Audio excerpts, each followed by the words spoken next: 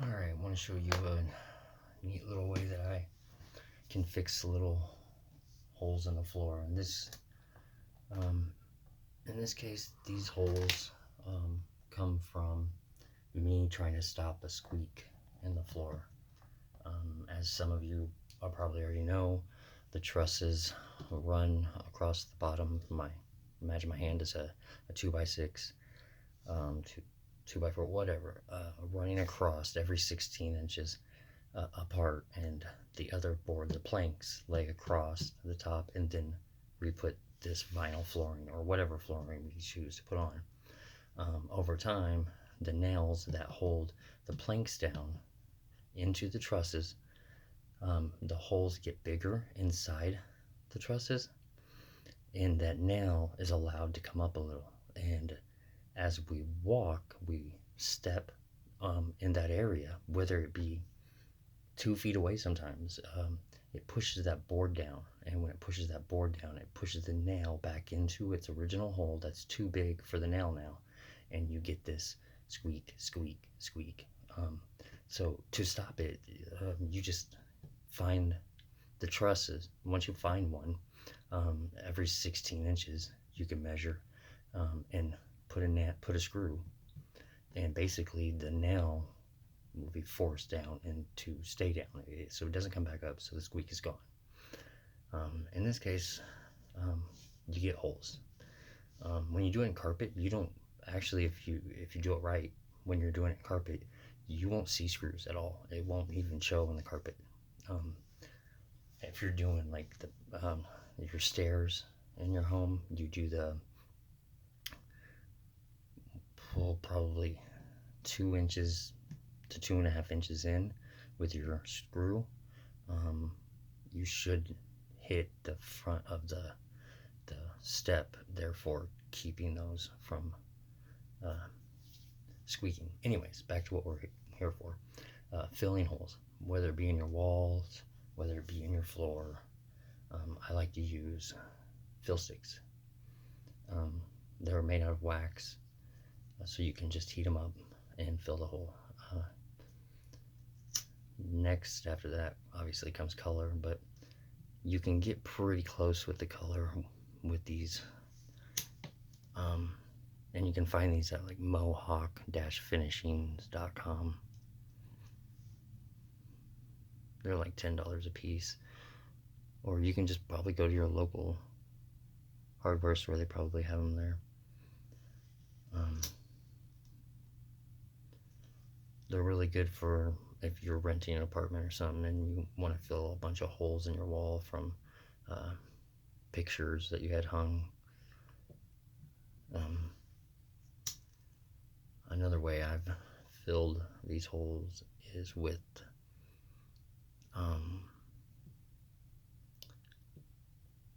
hot glue sticks. You can just use a hot glue stick, heat it up with a lighter, and then fill them. I mean, that works pretty good if you have the color to go over them, of course. In this case, my stick is pretty close. It's still not spot on, but it doesn't have to be, honestly. If they're a bunch of just if the hole is tiny enough, honestly, you can use a clearer one. This is a dirty, old, clear one, but it's clear. And when you use clear on little scratches or little holes, it basically amplifies all the color around it, so the color of the wall will, the wax stick will become that. It's kind of weird to say it without an example, but it works great that way. In this case, it's not going to work so good. These holes are pretty big. So alright, so now I have the holes basically filled. I'm trying to make this a pretty short video. I can still fill a little indentation here, so we're going to do it one more time, just a little bit more. There we go. Now I'll just take a towel, the thickest one you can find probably. I fold it till it's really dense, or I'll wrap it around the oval oblong lighters. This round one, just it's not enough, it doesn't lay enough surface down. So anyways, we're just gonna go over and over, back and forth until we feel it start to smooth out.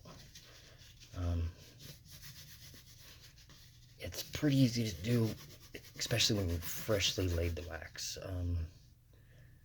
You usually want to wait about a minute before you actually start going at it. Otherwise, the wax will basically stick to the towel and get pulled out of its new home or the hole.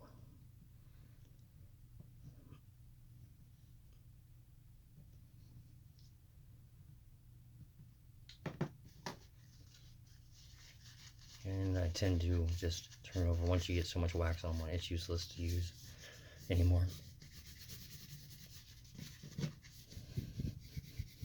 Once you see the shape of the hole, if you start quick or stop rubbing quick enough, that will be perfect. But if you see the shape of that and you keep going, you're gonna divot it pretty deep.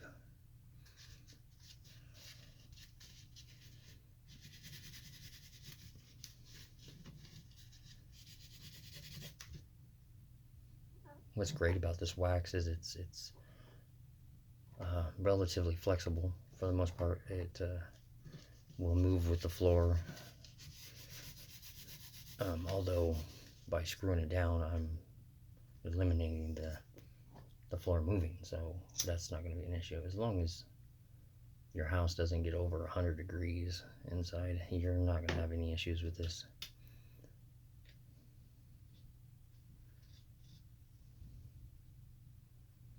This is another way I smooth it out with a razor blade. Works pretty good on wood. If you're working with wood, when you need a really smooth surface, if you want it perfect, you can also heat your razor blade up with a lighter and then rub it across. That seems to work pretty good. In this case, working with the vinyl flooring, and when you put a screw in, sometimes you can bulge the edge, and I can kind of fill a bulge here. If you're good enough with a blade, you can actually use that blade to cut off that bulge.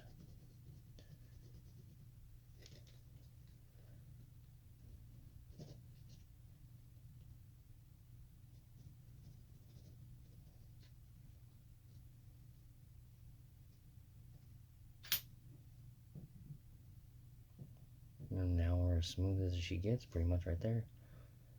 These are a bit excessive. I just didn't want to spend a whole bunch of time on it for this video's sake. There's nothing worse than looking something up and you know you're gonna have to watch like 10 different videos on the subject just to kind of get an idea of how to do it, and each person is just sitting there talking about what they had for breakfast, or no one cares. So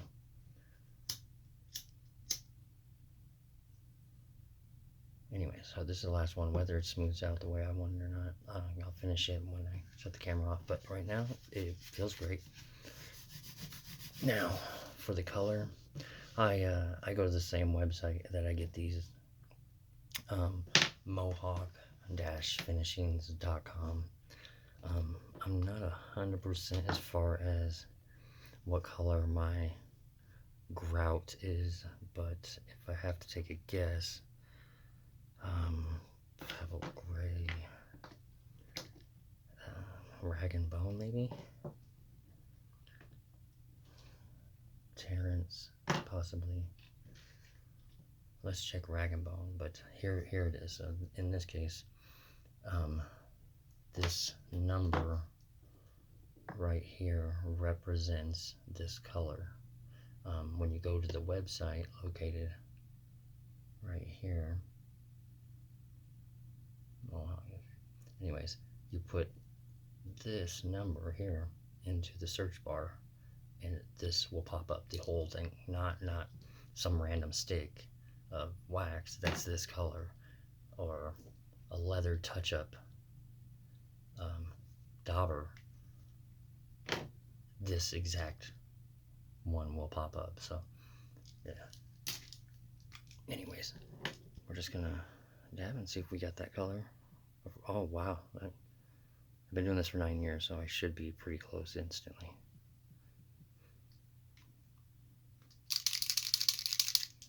And you don't have to worry about messing up too much with these, because let's say you lay this down and you find that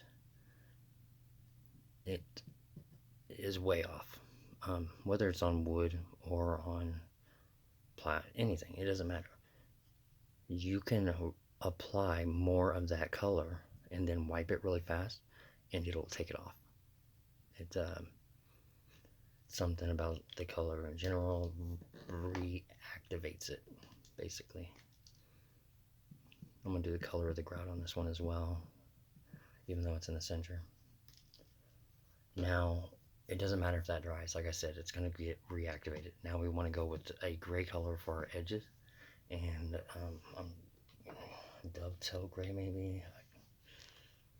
Again, it doesn't matter, because I can always lighten it by adding something like the antique white or a white in general.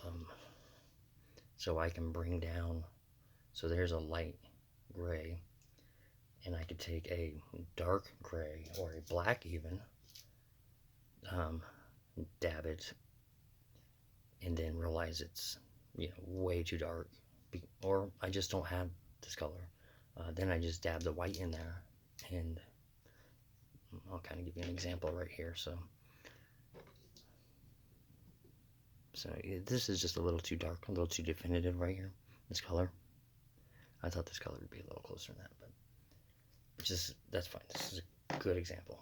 So I don't really want to use white, but I'll use it for example's sake. What I'm going to do is just off to the side here, I want to make sure that dauber is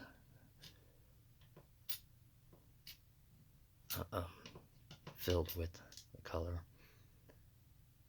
the liquid anyways. So in this case, it's going to take too long. I'm kind of impatient right now. So now that is saturated on that side, so what I'm going to do is just touch it, and it's just going to lighten that darker gray that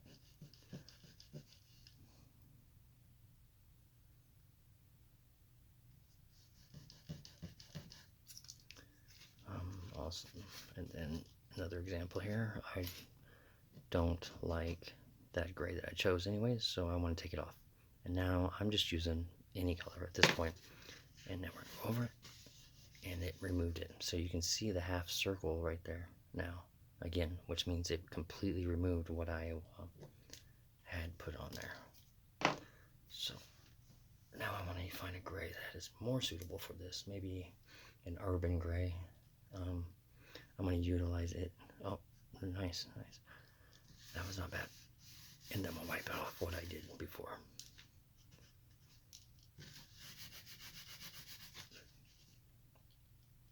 Not bad. So I'm going to use, I think, maple gray.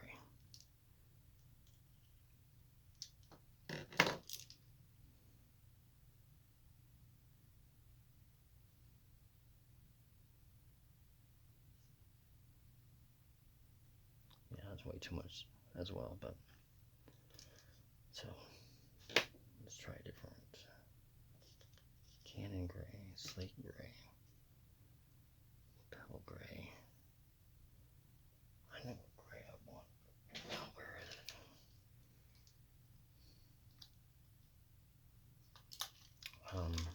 This Konag is made for exposed wood. It's made to be absorbed, so it runs thinner. So if I push a dab, it should come gushing out, basically. In this case, it must not be full, so I'm just going to touch it with a little brown.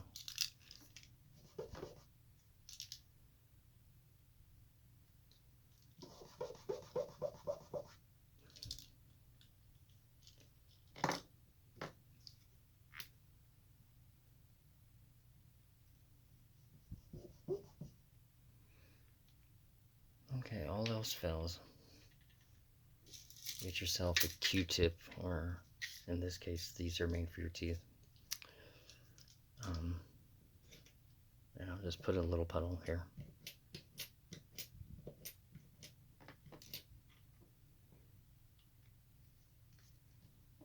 And we'll grab a gray. I want a gray with like a preferable tint, like a gray maple or a...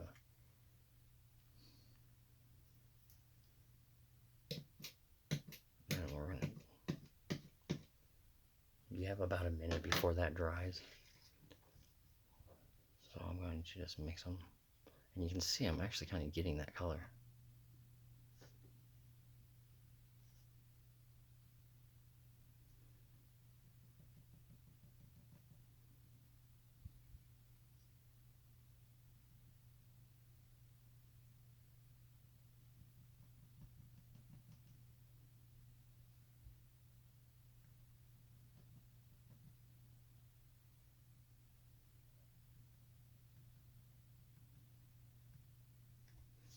It seems to have a little brown in it, so if you were to add just a little brown,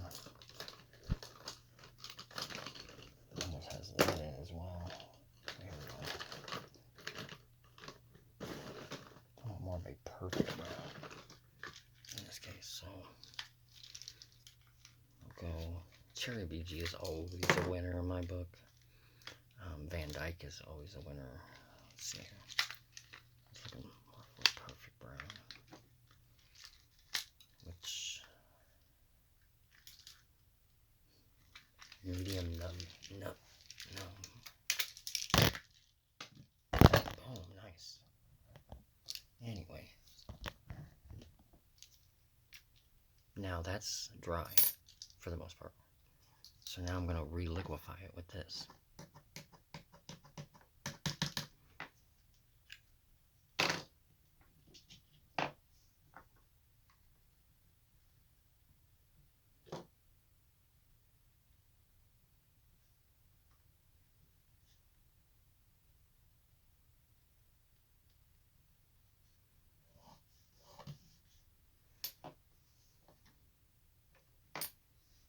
It's dry again. So.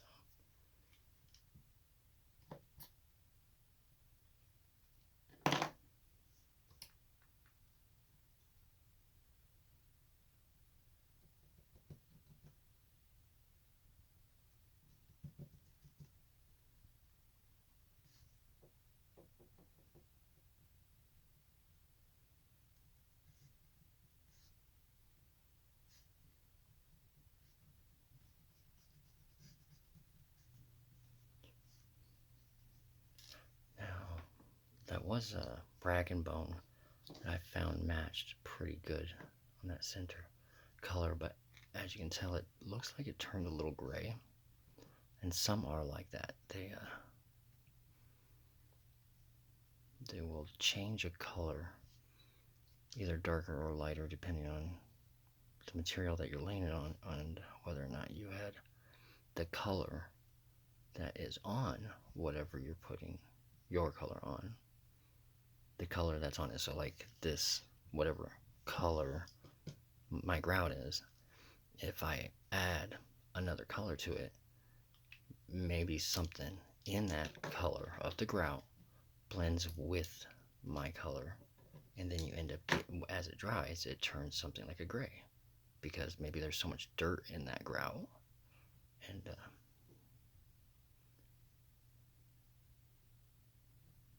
so that actually works pretty good. And my biggest problem is I can never find the colors that I just used. So I'm just gonna grab this guy.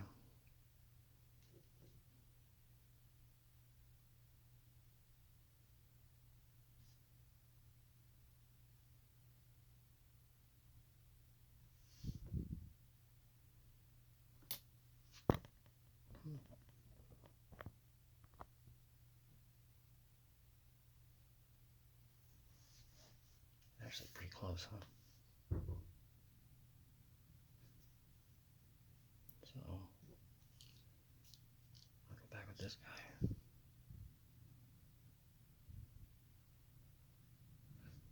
And we're just gonna let that one dry to see if anything changes on it.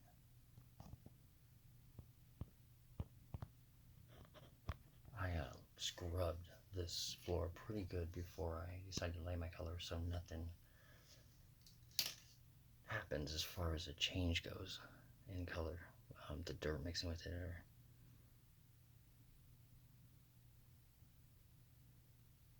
So in this case, this is a great example. The color that I mixed together here is dry. Well, not quite, but it's dry on this. And I just touched that area that was wet, and basically it took some of the dried, reliquefied it, and created a color that is I felt acceptable until just now. As it dries, you see it's getting a little grayer.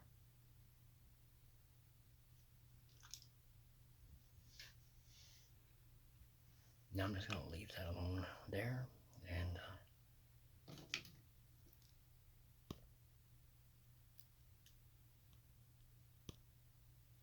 there we go. Now you can see where I was here, and in my own opinion, that side's matching good. It's clearly a little thick and straight. To me, it's obvious it stands out versus up there where I just was at. Here I want to, so this is another example of how to utilize this, especially on material like this. Well, again, I don't like it and I want to get rid of it. Add, remove. Oh, this is one. This screw hole here was one of the biggest ones. I did that one before I started recording. I was hoping to find the perfect color. Ultimately, I work good with these colors under pressure sometimes, so I just gave up on trying to find the exact color and let you guys kind of see me go freehand on it.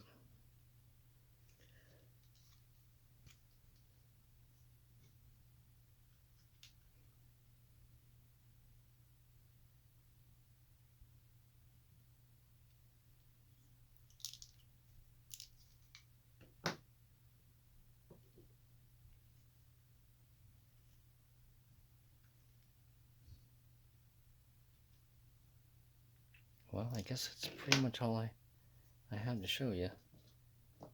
And I don't need to keep this thing going any longer. So that just gives you an idea of how to utilize it. If you aren't sure about what color would work for your project, that the holes that you would need to fill,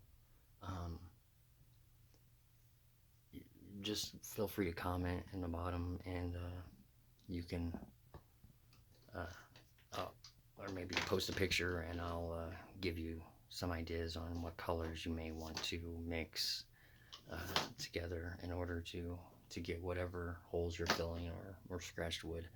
I'll tell you right now, this right here, the Cherry BG, is hands down the #1 for basically all woods. Anything that looks like it may have kind of a reddish tint to it or not, this works with. Whether it doesn't have, I mean, for example, these colors here, you're going to see this color is the lightest color you'll see in a lot of woods, but it doesn't stand out. It's just part of the grain, and it could be with this here, as well, and or this, but most generally you'll see like a goldish color in the wood. And to get that, so basically the only two colors you really ever need is a cherry BG and a brown maple. Brown maple is one of the #1 colors that I use as far as toning down on a dark color that I just put on. I would go with brown maple or a nutmeg. Nutmeg's good for like oaks. Anyways, yeah, I should cover all my bases. There's so much more I could say here and talk to you about on this. A question I've had asked about these is, yes, you can take 2 of these, melt them down, and mix them together and create your own color with them. Something I've done in the past, I purchased a white for any wall of any apartment that I would move into, and of course they weren't always white, so I purchased a white one and just an off-white one basically, and I took an old license plate and I melted just a smidget of that down into it by heating the bottom of it, that license plate, and then melted some of this in there, heated the bottom of it, and mixed them together with one of these guys here, and just kept heating it up and using my little handy dandy razor blade there, and was able to fill all the holes that I left over a couple of years. But all right, any questions, or if you'd like me to make any other videos that you maybe I missed something, feel free to put in a link, and I'll review those, and then decide to make something else. But I'm gonna probably make one on how to do walls, but this is already dry, so here in the back of my hand. So all right guys, good luck.